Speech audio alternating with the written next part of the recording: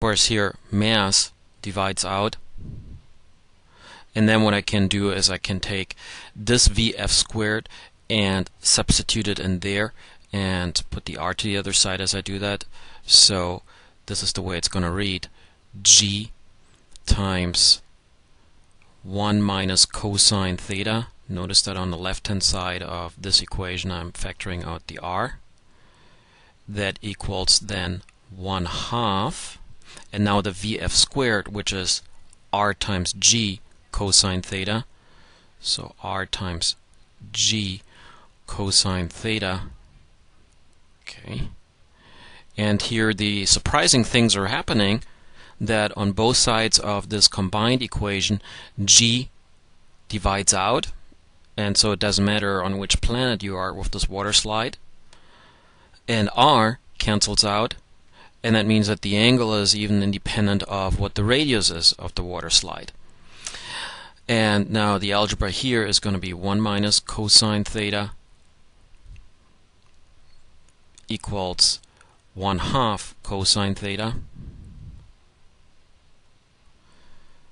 And then doing the algebra on this one comes then out to cosine theta equals 2/3. And excuse me, and you can see that because I add 1 over here, so I'm going to come up with 3/2. I need to get rid of that, so I have 2/3, and then I'm going to take the inverse cosine of 2/3, and let's see, I'll write that down: cosine, inverse cosine of 2/3. Well, these kind of smears come from.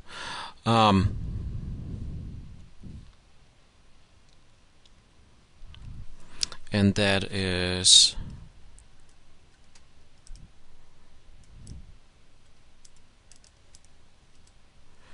48.2 degrees, and they don't tell us how many significant figures here, so I'm just going to write down 48 degrees. And as I said, that's independent of gravity, it's independent of our mass, of course, that usually cancels out anyway, and independent of how big the water slide actually is. And overall, as I said, I kind of like this problem because it tells us, it talks about energy conservation here, and then we have to look at that as she just leaves the surface, we have to talk about the centripetal force being supplied by the weight, with the normal force being 0, which of course is this equation. So it involves interesting physics.